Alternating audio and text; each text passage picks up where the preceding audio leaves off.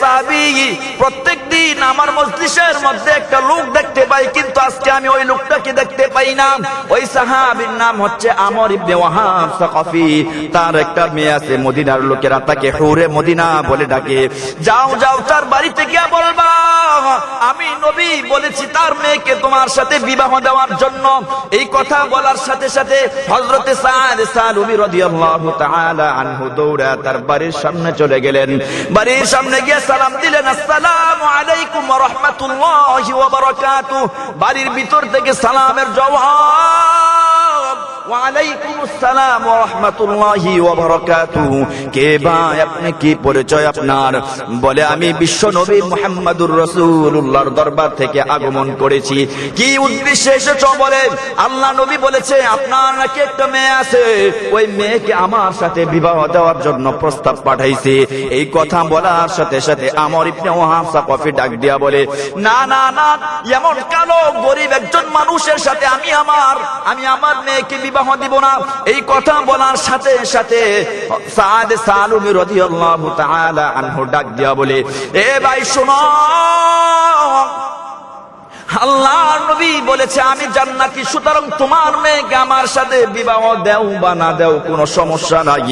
কিন্তু আল্লাহর নবী বলেছে আমি জান্নাতি, সুতরাং আল্লাহর নবী বলেছে আমি জান্নাতি, সুতরাং তোমার মেয়েকে আমার সাথে বিবাহ না দিলেও জান্নাতের হুর পরীরা আমার জন্য অপেক্ষা করতেছে।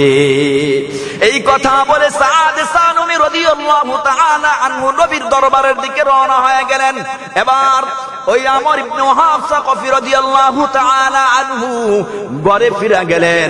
ঘরে ফেরার পরে তার মেয়ে ডাক দিয়া বলতেছে, আব্বা জান, লোকটাই কি বলেছে? আপনি কি লোকটার কথা শুনেন নাই?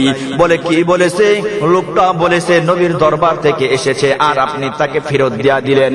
আল্লাহ নবী আপনার মেয়েকে তার সাথে বিবাহ দেওয়ার প্রস্তাব দিয়া পাঠাইছে। আব্বা জান,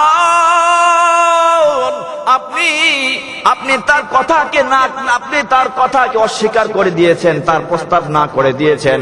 এই লোকটা বলেছে, নবী বলেছে লোকটা জান্নাতি, সুতরাং দুনিয়ার ভালো কোনো মানুষ থাকুক বা না থাকুক, নবী বলেছে লোকটা কালো হোক, লোকটা জান্নাতি, সুতরাং এমন ব্যক্তির সাথে আপনার মেয়েকে বিবাহ দেওয়ার জন্য আমি রাজি আছি। এই কথা বলার সাথে সাথে আমর ইবনে ওয়াহাব সাকাফি রাদিয়াল্লাহু তাআলা আনহু দৌড়ায়া নবীর দরবারে গিয়া বলতেছেন, ইয়া রাসূলুল্লাহ, ওগো পয়গম্বর, ওগো নবী, আমি তো একটা বিশাল বড় ভুল করে ফেলেছি। আল্লাহর নবী ডাক দিয়া বলে, রে সাহাবী, কি ভুল করেছো? বলে, ইয়া রাসূলুল্লাহ, কিছুক্ষণ আগে আপনি একটা লোক পাঠাইছেন, ওই লোকটাকে আমার মেয়েকে তার সাথে বিবাহ দেওয়ার জন্য, কিন্তু আমি তাকে না করে দিয়েছিলাম। ইয়া রাসূলুল্লাহ, আমি আমার মেয়ের সাথে পরামর্শ করে এই সিদ্ধান্তে উপনীত হলাম, আমি আমার মেয়েকে তার সাথে বিবাহ দিতে চাই। এই কথা বলার সাথে সাথে আল্লাহর নবী হযরত সাদ সালুবিকে ডাক দিয়ে বললেন, ও সাদ, শোনো শোনো, বড় লোকের মেয়ের সাথে তোমার বিবাহ হবে, মহারানা তোমার কাছে কোনো কিছু আছে নাকি? বলে, ইয়া রাসূলুল্লাহ, আমার কাছে একটা পয়সাও নাই, এক মহারানার জন্য আমার কাছে একটা পয়সাও নাই। আল্লাহর নবী ডাক দিয়া বলে, বড় লোকের মেয়ের সাথে তোমার বিবাহ হবে, মহারানা তো কিছু না কিছু দিতে হবে। এই জন্য আল্লাহর নবী বললেন, বিবাহের মহারানা 400 দিরহাম। যাও যাও, উসমানের কাছে গিয়া বলবা আমি নবী বলেছি তোমাকে 200 দিরহাম দেওয়ার জন্য। এবার উসমানের কাছে চলে গেলেন। উসমানের কাছে গিয়া বললেন, ও ভাই উসমান, আল্লাহ নবী বলেছে আমাকে 200 দিরহাম দেওয়ার জন্য। এবার উসমানের পরে আরেকজন সাহাবীর নাম বললেন, আব্দুর রহমান ইবনে আউফ। যাও তার কাছে গিয়া বলবা আমি নবী বলেছি 200 দিরহাম দেওয়ার জন্য। আব্দুর রহমান ইবনে আউফের কাছে গিয়া বললেন, ও ভাই, নবী বলেছে আমাকে 200 দিরহাম দেওয়ার জন্য, আল্লাহ নবী বলেছে আমাকে 200 দিরহাম দেওয়ার জন্য। আব্দুর রহমান ইবনে আউফ দিলেন 200 দিরহাম। দুইজনে আর কিছু বাড়ায় দিলেন। আরেকজন সাহাবী হযরত আলী রাদিয়াল্লাহু তাআলা আনহুর কথা বলা হয়েছে, কিন্তু আলী রাদিয়াল্লাহু তাআলা আনহু কত দিয়েছেন সেটা আর কিতাবে উল্লেখ হয় নাই। এই কথা বলার পরে এবার 600 দিরহাম হলো, 400 দিরহাম বিবাহের জন্য রেখে দিল, আর বাকি 200 দিরহাম নিয়ে সাদ সালুবি রাদিয়াল্লাহু রাদিয়াল্লাহু তাআলা আনহু বিবাহের মার্কেট কেনার জন্য, বিবাহের গহনাকাটি কেনার জন্য মার্কেটে চলে গেলেন। মার্কেটে যাইয়া গহনাকাটি কিনবেন, গহনাকাটি কেনার জন্য মার্কেটে ঘোরাফেরা করতেছেন। এমন সময় একজন ঘোষক এসে ঘোষণা করতেছে, ও বাজারের লোকেরা শোনো শোনো, মুহাম্মাদুর রাসূলুল্লাহ সাল্লাল্লাহু আলাইহি ওয়াসাল্লাম কাফেরদের বিরুদ্ধে যুদ্ধ ঘোষণা করেছে। কে আছো এমন যে কাফেরদের বিরুদ্ধে যুদ্ধ করবা? এই কথা যখন সাদে সানবী শুনতে পাইলেন, সাদে সানবী রাদিয়াল্লাহু তাআলা আনহু বিবাহের মার্কেট বাদ দিয়া 200 দিরহাম দিয়ে একটা ঘোড়া কিনলেন, আর ওই ঘোড়ার উপর সওয়ার হইয়া দৌড়াইয়া সোজা যুদ্ধের ময়দানে চলে গেলেন। ও নবী, আপনি আপনার উম্মতদেরকে জানাইয়া দেন। নবী বলেন, আল্লাহ কি জানাইবো? আল্লাহ বলেন, ইন কুনতুম তুহিব্বুনাল্লাহ, ও নবী আপনি আপনার উম্মতদেরকে জানাইয়া দেন, ইন কুনতুম তুহিব্বুনাল্লাহ, যদি তোমরা আল্লাহর ভালোবাসা অর্জন করতে চাও, আল্লাহর ভালোবাসা যদি তোমরা পেতে চাও, তাহলে ডাইরেক্ট আমি আল্লাহর ভালোবাসা পাইবা না। আমি আল্লাহর ভালোবাসা পেতে হলে তোমাদেরকে একটা মাধ্যম ধরতে হবে, যেই মাধ্যমের কারণে আমি আল্লাহর ভালোবাসা তোমরা অর্জন করতে পারবা। আল্লাহ পাক রব্বুল আলামিন নবীকে জানাইয়া দেয়, হাবিব আমার, আপনার উম্মতেরা যদি আমি আল্লাহর ভালোবাসা পেতে চাই, আমি আল্লাহর ভালোবাসা যদি আপনার উম্মতেরা অর্জন করতে চায়, তাহলে নবী আপনি নবীর অনুসরণ আর অনুকরণ করতে হবে। আপনি নবীর অনুসরণ আর অনুকরণ করার মাধ্যমে আমি আল্লাহর ভালোবাসা অর্জন করতে পারবে। হাবিব আমার, আপনার উম্মতেরা যদি আপনি নবীর অনুসরণ আর অনুকরণ করে, আপনি নবীর আদর্শ মোতাবেক যদি জীবন যাপন করতে পারে, আপনি নবীর তরিকা মোতাবেক যদি জীবনটাকে পরিচালনা করতে পারে, তাহলে আমি আল্লাহ আপনার উম্মতদেরকে 2টা পুরস্কার দেব। 1 নাম্বার পুরস্কার, ও হাবিব আমার, আপনার উম্মতেরা যদি আপনি নবীর তরিকা মোতাবেক জীবন যাপন করতে পারে, আপনি নবীর সুন্নত মোতাবেক যদি জীবনটাকে চালাইতে পারে, 1 নাম্বার পুরস্কার দিব, ইউহিব্বুকুমুল্লাহ, আমি আল্লাহ আপনার উম্মতদেরকে ভালোবাসবো। ও নবী, 2 নাম্বার পুরস্কার, এই পৃথিবীর জমিনে এমন কোন মানুষ নাই, এই পৃথিবীর মধ্যে এমন কোন মানুষ নাই যে মানুষটা গুনাহের সাথে জড়িত নাই। পৃথিবীর মধ্যে এমন কোন বান্দা নাই, এমন কোন ব্যক্তি নাই যেই মানুষটা গুনাহ করে না। গুনাহ ছাড়া এই পৃথিবীর মধ্যে এমন কোন মানুষ নাই। আল্লাহ পাক রব্বুল আলামিন নবীকে জানাইয়া দেয়, হাবিব আমার, আপনি নবীর অনুসরণ আর অনুকরণ করে যদি আপনার উম্মতেরা চলতে পারে, এই পৃথিবীর মধ্যে আপনার কোন এমন কোন উম্মত নাই, এমন কোন বান্দা নাই যে মানুষটা, যে বান্দাটা গুনাহ করে না।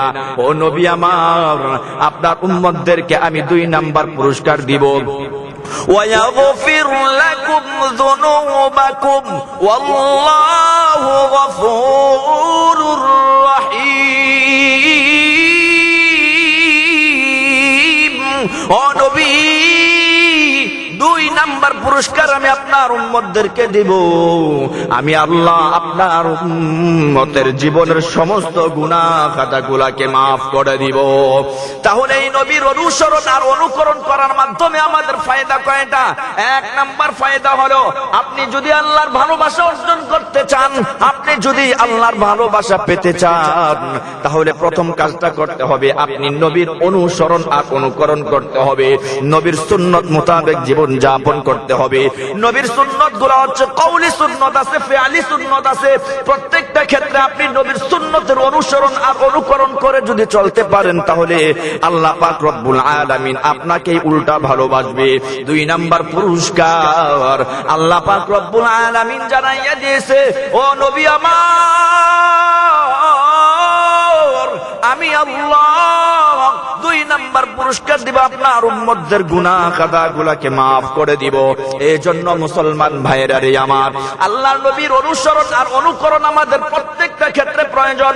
প্রত্যেকটা ক্ষেত্রে আমরা নবীর সুন্নাত নবীর তরিকা মোতাবেক জীবন যাপন করার চেষ্টা করব।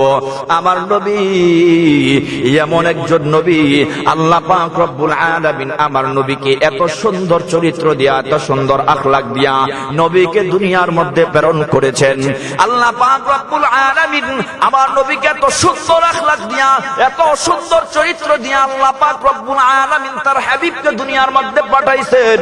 আমার নবী 40টা বছর পর্যন্ত মক্কার লোকদের কাছে, সমস্ত আরবের লোকদের কাছে আমার নবীর চরিত্র দেখা, মানুষ আমার নবীর আচার আখলাক দেখা, আমার নবীর চাল চলন দেখা ওই মক্কার মানুষগুলা, মক্কার কাফেরগুলা আমার নবীর উপাধি দিয়েছিল আল আমিন তথা বিশ্বাসী।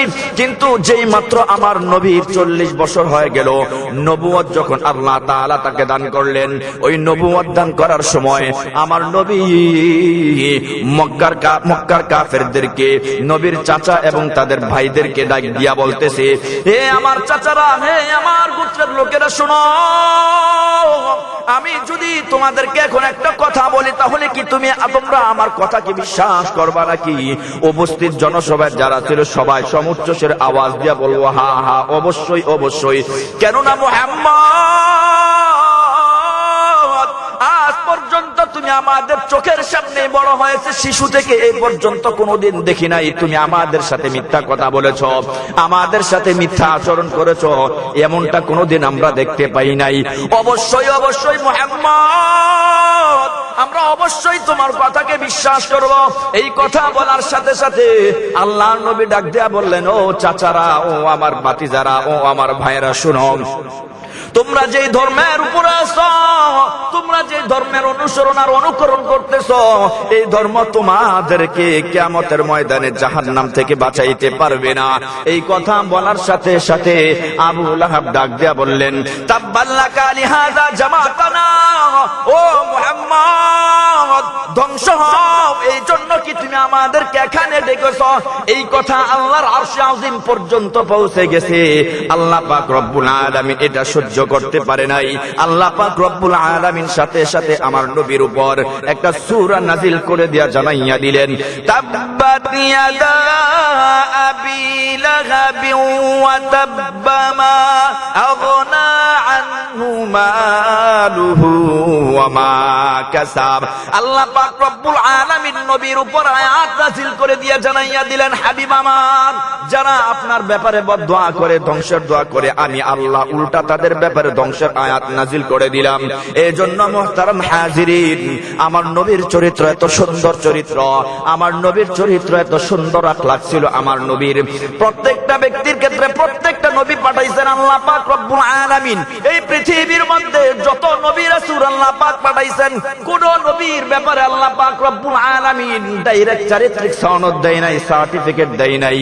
আল্লাহ পাক রব্বুল আলামিন বলেন, হাবিব আমার, ওই মক্কার লোকেরা আপনাকে পাগল বলে গালি দেয়, আপনাকে জাদুকর করে বলে কথা বলে গো নবী, আপনাকে গণক বলে, আপনাকে কবি বলে। ও নবী, আপনি তাদের কথায় মন খারাপ করবেন না, কারণ আমি আল্লাহ এই পৃথিবীর মধ্যে যত নবী রাসূল পাঠাইছি, কোন নবী রাসূলের ব্যাপারে আমি আল্লাহ চারিত্রিক সনদ দেই নাই, কোন নবীর ব্যাপারে আমি আল্লাহ চারিত্রিক সার্টিফিকেট দেই নাই। আল্লাহ পাক রব্বুল আলামিন জানাইয়া দেয়, ওয়া ইন্নাকা লাআলা খুলুকিন আযীম। ও নবী, আমি আল্লাহ পাক রব্বুল আলামিন আপনাকে সর্বোত্তম চরিত্রের অধিকারী বানাইয়া, আপনাকে সর্বোত্তম আখলাকের অধিকারী বানাইয়া আমি আল্লাহ আপনাকে দুনিয়ার মধ্যে পাঠাইছি। এই জন্য মুহতারাম হাজিরিন, নবীর অনুসরণ আর অনুকরণ করা, আমার নবী এত সুন্দর চরিত্রের অধিকারী ছিলেন, আমার নবী এত সুন্দর আখলাকের অধিকারী ছিলেন। কোন ব্যক্তি যদি আমার নবীর অনুসরণ করে তাহলে আল্লাহর অনুসরণকারী হয়ে যাবে। আল্লাহ বলেন, মাইয়ুতি'র রাসূলা ফাকাদ আতা আল্লাহ। ও ও দুনিয়ার বান্দারা, দুনিয়ার গোলাম, শোনো, তোমরা যদি আমি আমার নবীর অনুসরণ করো, ফাকাদ আতা আল্লাহ, তাহলে তোমরা আমি আল্লাহর অনুসরণকরণ হয়ে যাবে। এই জন্য মুহতারাম হাজিরিন, আল্লাহ পাক রব্বুল আলামিন আমার নবীকে সর্বোত্তম চরিত্র দিয়া, সর্বোত্তম আখলাক দিয়া আল্লাহ দুনিয়াতে নবীকে পাঠাইছেন। নবীকে মুহাব্বত করতে হবে, নবীকে ভালোবাসতে হবে। আল্লাহ নবী কেমন সুন্দর ছিলেন, কেমন আদর্শ অধিকারী ছিলেন, আম্মা জান আয়েশা সিদ্দিকা রাদিয়াল্লাহু তাআলা আনহা বর্ণনা করেন, লানা শামসুন ওয়ালিল্লাহ ফাকি শামসুন ওয়া শামসি আফদালু শামসিস সামাই ফাশামসিন নাসি তাতলু বা'দা ফাজরিন ওয়া শামসি তাতলু বা'দাল ইশাই। ও পৃথিবীর মানুষেরা শোনো, গোটা পৃথিবীবাসীর জন্য একটা সূর্য আছে, আর আমার একটা সূর্য আছে। গোটা পৃথিবীবাসীর সূর্যের চেয়ে আমার সূর্যটা আরো সেরা, আরো উজ্জ্বল। ফাশামসিন নাসি তাতলু বা'দা ফাজরিন ওয়া শামসি তাতলু বা'দাল ইশা। ও পৃথিবীর মানুষেরা শোনো, পৃথিবীর সূর্যটা উদিত হয় প্রত্যেকদিন সকালবেলা, সুবহে সাদিকের পরে প্রত্যেকদিন সকালবেলা ফজরের নামাজের পরে পূর্ব আকাশে। আর আমার সূর্যটা উদিত হয় প্রত্যেকদিন এশারের নামাজের পরে আমার ঘরে। আল্লাহু আকবার। আমার নবী কত সুন্দর ছিলেন, আমার নবীর চরিত্র কত সুন্দর ছিল, আমার নবীর সৌন্দর্যতা এত বেশি পরিমাণ ছিল। আম্মা জান আয়েশা সিদ্দিকা রাদিয়াল্লাহু তাআলা আনহা বলেন, আমার নবী কেমন চরিত্র সুন্দর ছিল, আমার নবীর চেহারা মোবারকের আলো এত নূরের আলো ছিল। আমি একদিন ঘটনা করবে, আমি একদিন আমার ঘরের মধ্যে আমার হাত থেকে সুইচটা মাটিতে পড়ে গেল। এমন সময় অন্ধকার, গোটা ঘরটা অন্ধকার। আমি ওই অন্ধকারের মধ্যে আমি আয়েশা ওই সুইচটা তালাশ করতেছি, কোথাও খুঁজে পাচ্ছি না অন্ধকারের কারণে।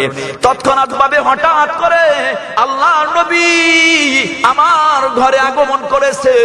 আর আমি আয়েশা আমার নবীর পবিত্র চেহারা মুবারকের নূরানি আলোতে আমি আয়েশা ওই সুইটা মাটি থেকে হাতে উঠাইয়া নিলাম। আল্লাহু আকবার। কত সুন্দর চরিত্র আমার নবী, এত সুন্দর চরিত্রের অধিকারী ছিলেন, এত সুন্দর গুণাগুণ আল্লাহ পাক রব্বুল আলামিন আমার নবীকে দিয়ে দিয়েছেন।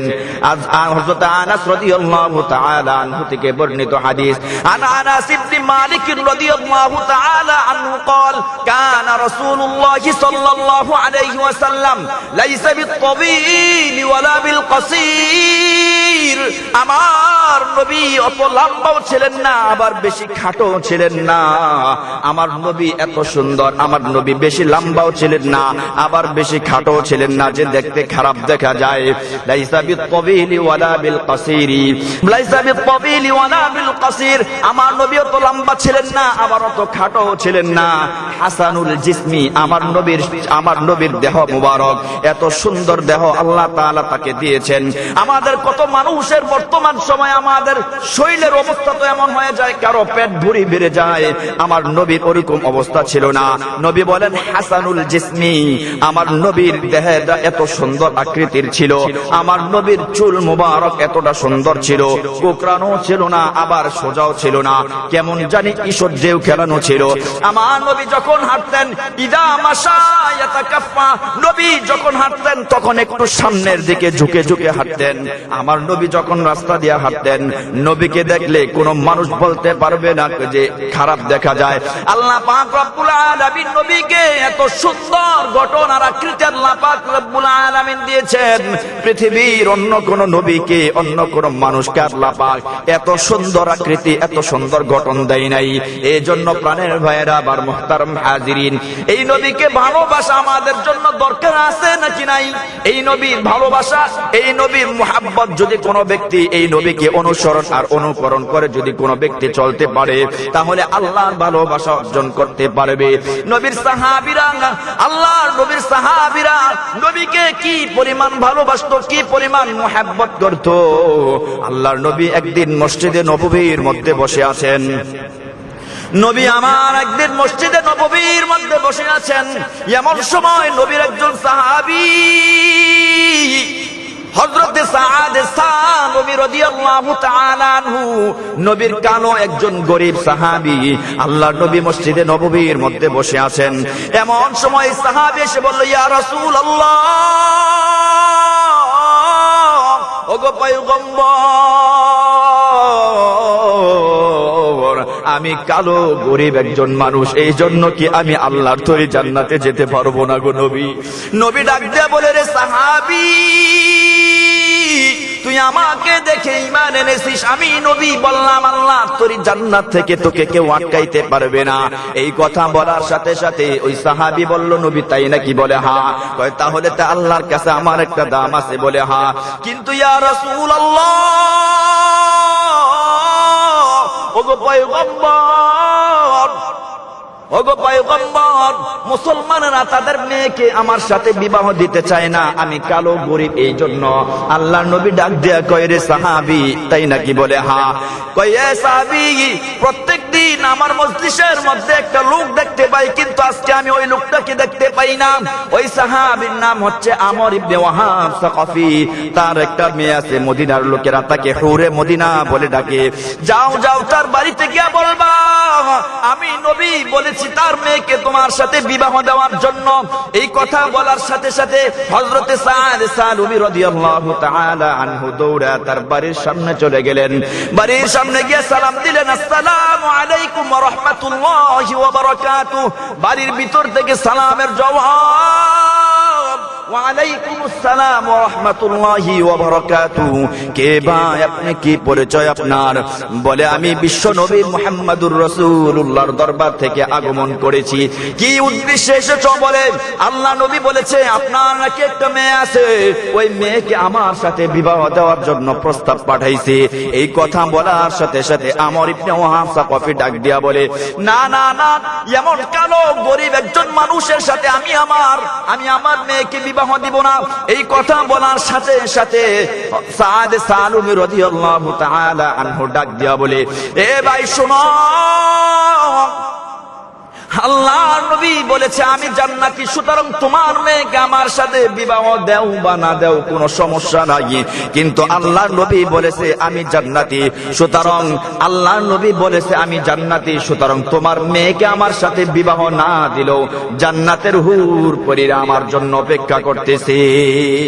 এই কথা বলে সাআদ সানবী রাদিয়াল্লাহু তাআলা আনহু নবীর দরবারের দিকে রওনা হয়ে গেলেন। এবার ওই আমর ইবনে ওয়াহাব সাকাফি রাদিয়াল্লাহু তাআলা আনহু ঘরে ফিরে গেলেন। ঘরে ফেরার পরে তার মেয়ে ডাক দিয়া বলতেছে, আব্বা জান, লোকটাই কি বলেছে? আপনি কি লোকটার কথা শুনেন নাই? বলে কি বলেছে? লোকটা বলেছে নবীর দরবার থেকে এসেছে আর আপনি তাকে ফেরত দিয়া দিলেন। আল্লাহর নবী আপনার মেয়েকে তার সাথে বিবাহ দেওয়ার প্রস্তাব দিয়া পাঠাইছে। আব্বা জান, আপনি তার কথাকে অস্বীকার করে দিয়েছেন, তার প্রস্তাব না করে দিয়েছেন। এই লোকটা বলেছে, নবী বলেছে লোকটা জান্নাতি, সুতরাং দুনিয়ার ভালো কোনো মানুষ থাকুক বা না থাকুক, নবী বলেছে লোকটা কালো হোক, লোকটা জান্নাতি, সুতরাং এমন ব্যক্তির সাথে আপনার মেয়েকে বিবাহ দেওয়ার জন্য আমি রাজি আছি। এই কথা বলার সাথে সাথে আমর ইবনে ওয়াহাব সাকাফি রাদিয়াল্লাহু তাআলা আনহু দৌড়ায়া নবীর দরবারে গিয়া বলতেছেন, ইয়া রাসূলুল্লাহ, ওগো পয়গম্বর, ওগো নবী, আমি তো একটা বিশাল বড় ভুল করে ফেলেছি। আল্লাহর নবী ডাক দিয়া বলে, রে সাহাবী, কি ভুল করেছো? বলে ইয়া রাসূলুল্লাহ, কিছুক্ষণ আগে আপনি একটা লোক পাঠাইছেন, ওই লোকটাকে আমার মেয়েকে তার সাথে বিবাহ দেওয়ার জন্য, কিন্তু আমি তাকে না করে দিয়েছিলাম। ইয়া রাসূলুল্লাহ, আমি আমার মেয়ের সাথে পরামর্শ করে এই সিদ্ধান্তে উপনীত হলাম, আমি আমার মেয়েকে তার সাথে বিবাহ দিতে চাই। এই কথা বলার সাথে সাথে আল্লাহর নবী হযরত সাআদ সানবীকে ডাক দিয়ে বললেন, ও সাআদ, শোনো শোনো, বড় লোকের মেয়ের সাথে তোমার বিবাহ হবে, মহারানা তোমার কাছে কোনো কিছু আছে নাকি? বলে ইয়া রাসূলুল্লাহ, আমার কাছে একটা পয়সাও নাই, এক মহারানার জন্য আমার কাছে একটা পয়সাও নাই। আল্লাহ নবী ডাক দিয়া বলে, বড় লোকের মেয়ের সাথে তোমার বিবাহ হবে, মহারানা তো কিছু না কিছু দিতে হবে। এই জন্য আল্লাহ নবী বললেন, বিবাহের মহারানা 400 দিরহাম। যাও যাও উসমানের কাছে গিয়া বলবা, আমি নবী বলেছি তোমাকে 200 দিরহাম দেওয়ার জন্য। এবার উসমানের কাছে চলে গেলেন, উসমানের কাছে গিয়া বললেন, ও ভাই উসমান, আল্লাহ নবী বলেছে আমাকে 200 দিরহাম দেওয়ার জন্য। এবার উসমানের পরে আরেকজন সাহাবীর নাম বললেন আব্দুর রহমান ইবনে আউফ, যাও তার কাছে গিয়া বলবা আমি নবী বলেছি 200 দিরহাম দেওয়ার জন্য। আব্দুর রহমান ইবনে আউফের কাছে গিয়া বললেন, ও ভাই, নবী বলেছে আমাকে 200 দিরহাম দেওয়ার জন্য, আল্লাহ নবী বলেছে আমাকে 200 দিরহাম দেওয়ার জন্য।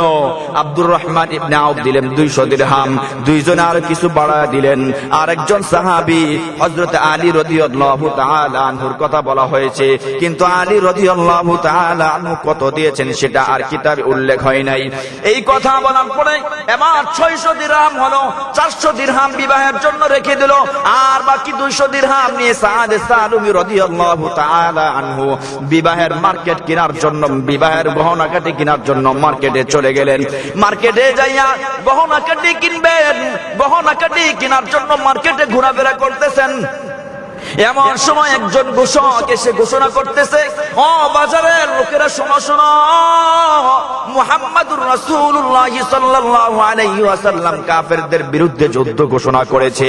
কে আছো এমন যে কাফেরদের বিরুদ্ধে যুদ্ধ করবা?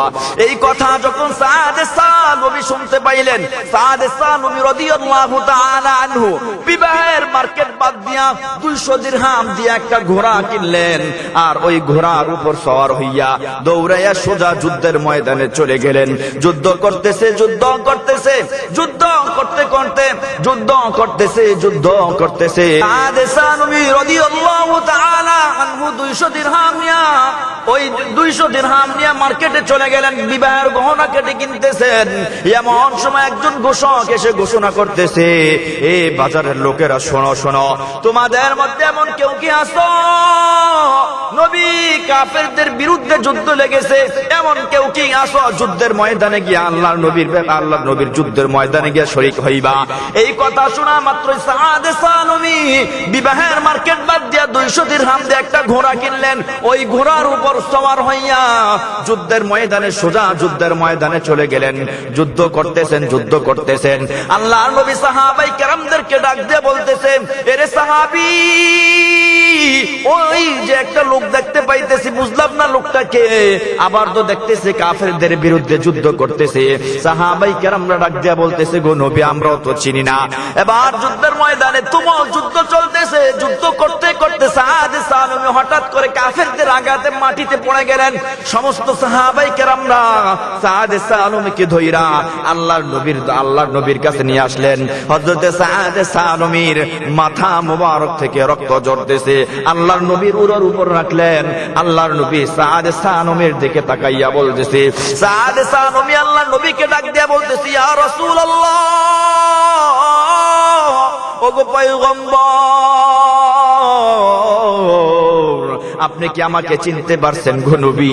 কিছুদিন আগে আপনি আমার বিবাহ পড়াই দিয়েছিলেন গো নবী। আল্লাহ নবীর চেহারা মুবারক থেকে, চক্ষু মুবারক থেকে অশ্রু ঝরতেছে। আর ডাক দিয়ে বলতেছে, রে সাহাবী, আমি তোকে চিনতে পেরেছি। ও সাদ সালুমি নবীকে ডাক দিয়ে বলে, ইয়া রাসূলুল্লাহ, ওগো পয়গম্বর, আপনি শুধু একটা বার বলেন, আমি যদি এই মুহূর্তে মারা যাই তাহলে কি আমি আল্লাহর তরি জান্নাতে যেতে পারবো না গো নবী? আল্লাহ নবী ডাক দিয়ে বলে, সাহাবী, আমি নবী বললাম, তুমি যদি এই মুহূর্তে মারা যাও তাহলে মারা যাওয়ার সাথে সাথে আল্লাহ জান্নাতের মেহমান হয়ে যাইবা। আমার নবীর সাহাবীরা এই পরিমাণ নবীকে ভালোবাসতেন, নিজের সন্তানদেরকে রেখে তারা যুদ্ধের ময়দানে চলে যেতেন। আল্লাহর নবীর আরেকজন সাহাবী হযরতে বাশীর ইবনে উকবা রাদিয়াল্লাহু তাআলা আনহু, আল্লাহর নবী রাস্তা দিয়ে হেঁটে যাচ্ছেন, যুদ্ধের ময়দানে যাবেন। বাশীর ইবনে উকবা রাদিয়াল্লাহু তাআলা আনহু, হযরত উকবা রাদিয়াল্লাহু তাআলা আনহুর ছোট্ট একটা সন্তান, 7 বা 8 বছরের একটা সন্তান, এই সন্তানটাকে রেখে আল্লাহর নবীর সাথে যুদ্ধের ময়দানে রওনা হয়ে গেলেন। যুদ্ধের ময়দানে গিয়া আল্লাহর নবীর সাথে যুদ্ধ করতে করতে ওই সাহাবী শহীদ হয়ে গেছে। সমস্ত সাহাবায়ে কেরামরা যখন যুদ্ধ থেকে ফিরে আসছে, ওই বাশীর আল্লাহর নবীকে ডাক দেয়া বলতেছে, ইয়া রাসূলুল্লাহ, ওগো পয়গম্বর, আপনার সাথে আমার বাবাও যুদ্ধের ময়দানে গেল। ও নবী, আপনি যুদ্ধের ময়দান থেকে ফিরে আসছেন, আমার বাবা কি যুদ্ধের ময়দান থেকে ফিরে আসবে না গো নবী? ইয়া রাসূলুল্লাহ, এই পৃথিবীর মধ্যে আমার বাবা ছাড়া আর কেউ নাই, এই পৃথিবীর মধ্যে আমার মা দুনিয়াতে বেঁচে নাই, আমার একটা ভাই একটা বোনও নাই যাদের সাথে আমি একটু খেলাধুলা করবো গো নবী। ইয়া রাসূলুল্লাহ, ওগো পয়গম্বর, আপনি শুধু আমাকে একটু বলেন না গো নবী, যুদ্ধের ময়দানে আপনার সাথে সবাই গেল, আমার বাবাও গেল, আমার বাবা ফিরে আসলো না, আপনি ফিরে আসছেন। আল্লাহর নবীর চক্ষু মুবারক থেকে অজরে পানি ঝরতেছে আর বলতেছে, আল্লাহ, এই ছোট্ট সন্তানটাকে আমি কি বলে বুঝ দিব গো আল্লাহ। সন্ধ্যা গণিয়ে আসছে, বিকাল গণিয়ে আসছে, সন্ধ্যা গণিয়ে আসছে। হযরতে বাশীর আল্লাহর নবীর পা মুবারক জড়াইয়া ধইরা বলতেছে, ইয়া রাসূলুল্লাহ, বিকাল চলে গেল, সন্ধ্যাও চলে গেল গো নবী, আমার বাবা তো এখনো যুদ্ধের ময়দান থেকে ফিরে আসলো না, আমার বাবা কি আমার কথা একটু চিন্তা করে নাই? আমার মা নাই, রাত্রে হইলে আমি আমার বাবাকে ধইরা ঘুমাই। ও নবী, আমাকে শুধু একটাবার বলেন, আমার বাবা কি আমাকে নিয়ে একটু চিন্তা করতে পারলো না? আমি এত ছোট মানুষ, আমি কি করে আমার বাবাকে ছাড়া থাকবো গো নবী? রাত্রে গভীর হইলে আমি বাশীর আমার বাবার গলা ধইরা জড়াইয়া ধইরা ঘুমাই। ও নবী, আপনি বলেন না, আমার বাবা কি আর যুদ্ধের ময়দান থেকে ফিরে আসবে না? আল্লাহর নবীর চেহারা থেকে ওজরে পানি ঝরতেছে আর আল্লাহকে বলতেছে, আল্লাহ, আমি কি বলে বুঝ দিব? এই কথা বলার পরে হযরতে বাশীর সন্ধ্যা যখন গণিয়ে আসলো, সন্ধ্যার পর হয়ে গেল, হযরতে বাশীরের বাবা আর যুদ্ধের ময়দান থেকে ফিরে আসে না। আবার গিয়া নবীকে ধরে ধরে বললেন, ওগো রাসূল, ওগো পয়গম্বর, আপনি বলেন, আমার বাবা কি আর যুদ্ধের ময়দান থেকে ফিরে আসবে না গো নবী? আল্লাহর নবী হযরতে বাশীরকে জড়াইয়া ধইরা বললেন, এরে বাশীর, তোর বাবা আমার সাথে যুদ্ধের ময়দানে গেছে, তোর বাবা আমার সাথে যুদ্ধের ময়দানে গিয়া আল্লাহর ডাকে সাড়া দিয়া শাহাদাতের অমীয় সুধা পান করছে। এ বাশীর, আমি নবী তোকে কথা দিলাম, তোর বাবাকে তো আমি ফিরে আনতে পারবো না, তোর বাবা আল্লাহর জান্নাতের মেহমান হয়ে গেছে। আমি নবী তোকে কথা দিলাম, যতদিন পর্যন্ত আমি এই জমিনে বেঁচে থাকবো, ততদিন পর্যন্ত আমি নবী তোর বাবা হয়ে গেলাম। নবী যদি বাবা হয়ে যায় তাহলে পৃথিবীর আর কি লাগে বলেন? এমন ভালোবাসা সাহাবায়ে কেরাম নবীর প্রতি ছিল। ছোট্ট সন্তানদেরকে রেখে তারা যুদ্ধের ময়দানে চলে যেতেন। আল্লাহর নবীর অনুসরণ তাদের মধ্যে কতটা ছিল, আল্লাহর নবীর মুহাব্বত ভালোবাসা তাদের অন্তরের মধ্যে কি পরিমাণ ছিল। এই জন্য মুহতারাম হাজিরিন, আল্লাহকে যদি পেতে চাই তাহলে নবীর অনুসরণ আর অনুকরণ করতে হবে। নবীর অনুসরণ আর অনুকরণ করার মাধ্যমেই আমরা আল্লাহর ভালোবাসা অর্জন করতে পারবো। আল্লাহ পাক রব্বুল আলামিন আমাদের সবাইকে নবীর তরিকা মোতাবেক জীবন যাপন করার তৌফিক দান করুন।